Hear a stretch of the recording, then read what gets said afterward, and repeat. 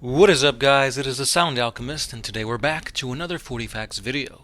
This time we are doing my fan lore on my personal Tau army, the Burning Moon Contingent.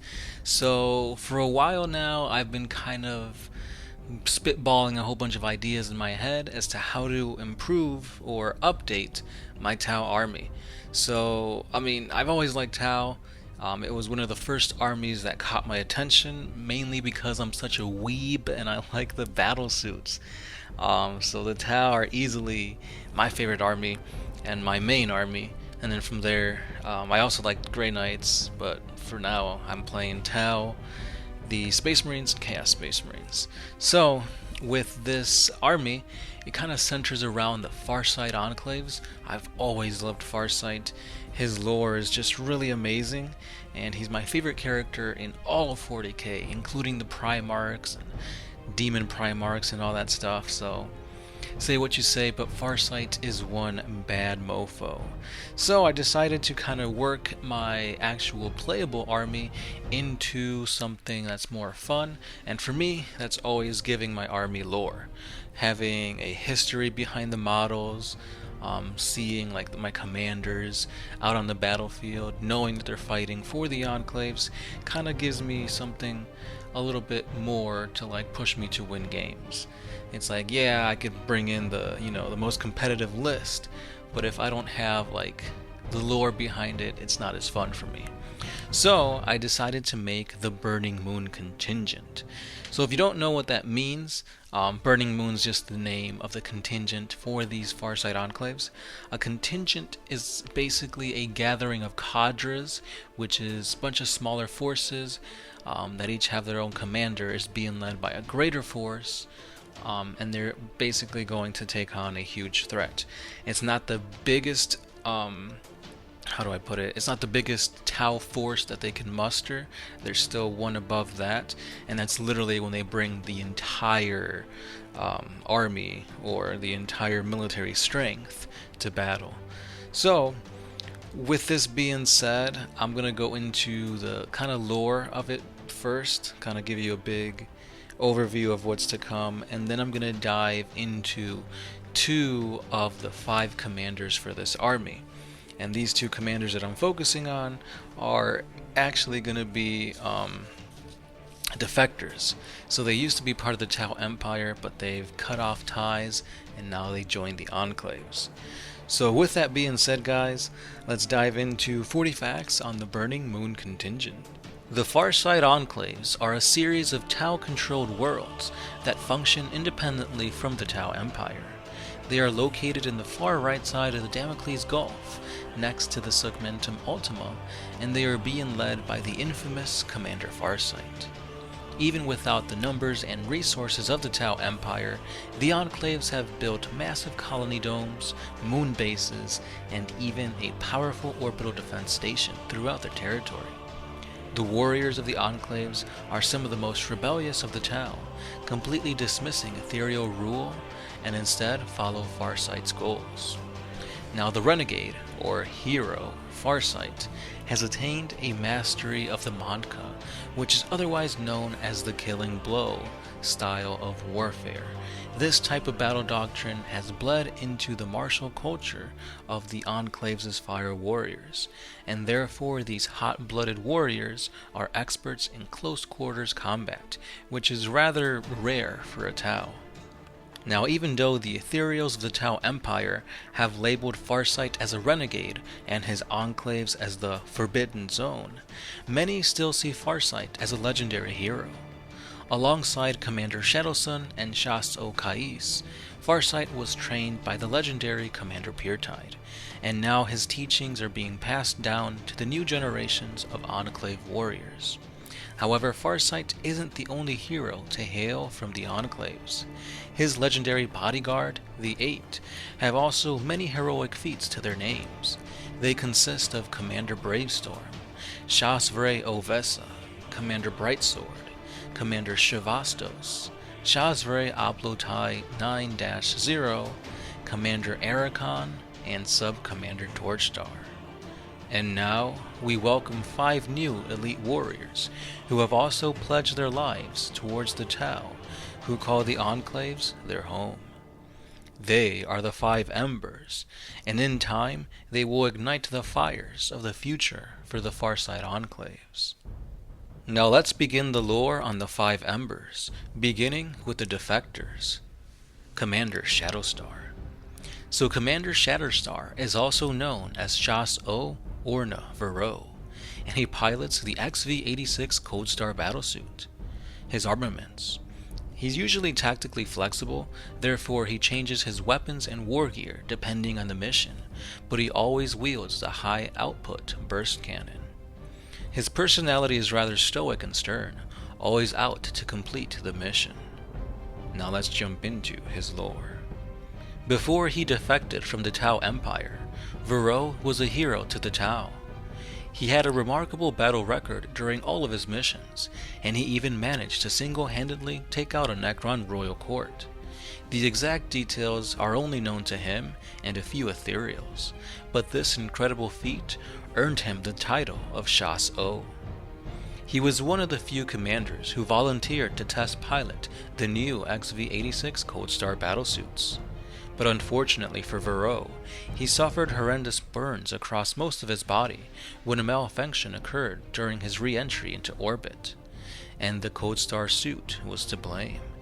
Still, he favors the Cold Star above all other variants of battlesuit. Unbeknownst to the ethereals, Vero had been secretly aiding the Farside Enclaves by sending them the newest technological innovations. Now he is officially defected and is now joined the Enclaves, for his presence has been an inspiration to the fire warriors there.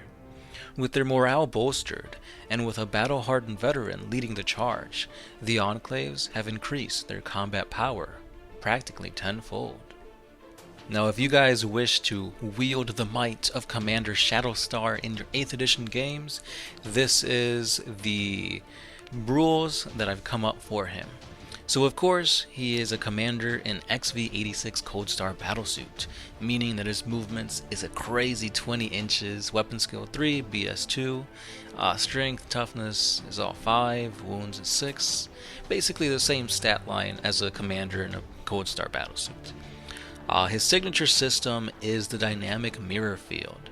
I know this doesn't quite fit in with the Farside Enclaves, however, but the dynamic mirror field, whenever an opponent targets him, they have to subtract 1 to hit.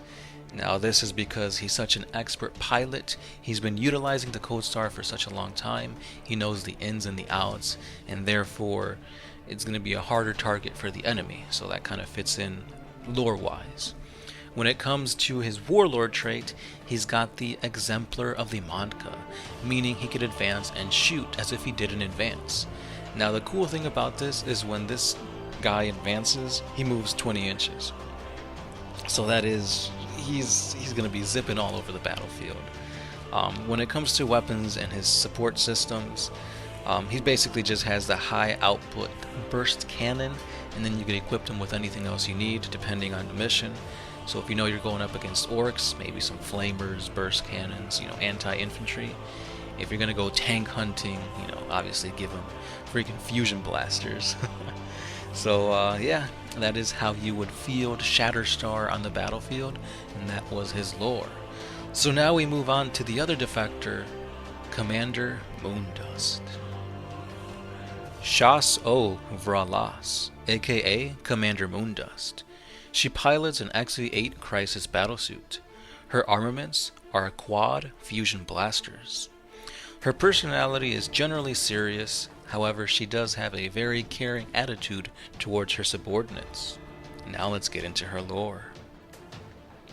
During the Agrellan War, Commander Moondust's force was cut off from the main force which was being led by Shadowsun, and the Skitarii were quick to ambush them.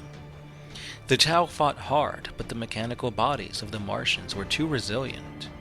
Luckily for Moondust, the sky bled red that day, and the forces of Farsight made planetfall, saving the few remaining warriors.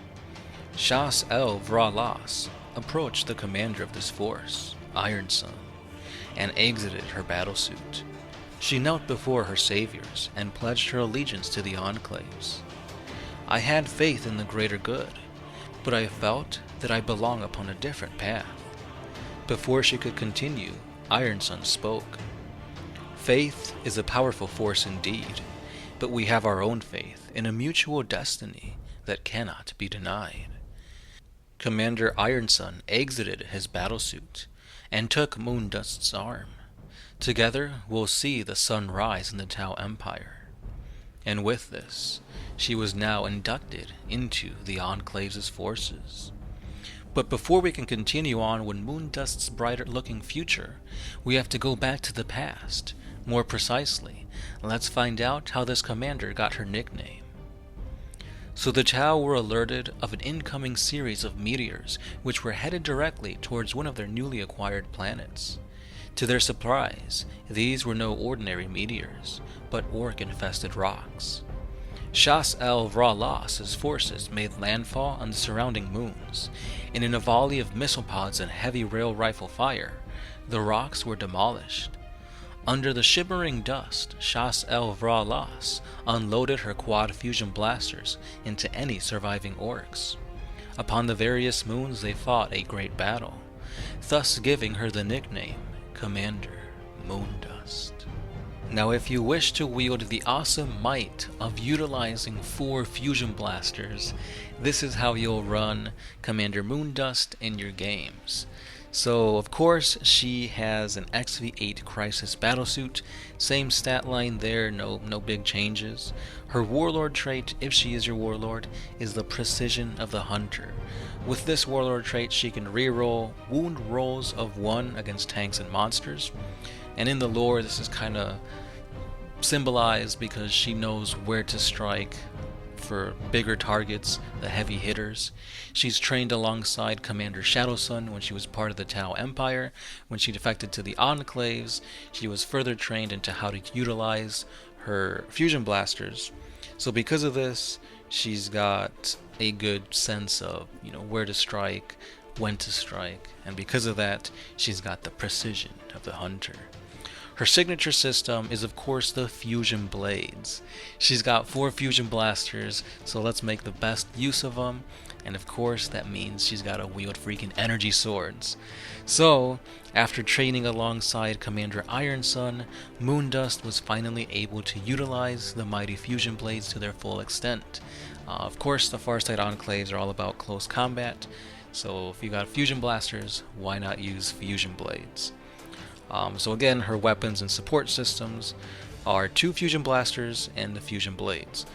So basically you're paying for 4 fusion blasters and then you're doing the signature system to upgrade 2 of them to the fusion blades. So that's all I've got for the Defectors of the Tau army for the Burning Moon Contingent, Commander Moondust and Commander Shatterstar. Let me know what you guys think about these 2 commanders. If you guys have any negative comments, any criticisms, should I change the lore here, should I give them different weapons and armaments, let me know. I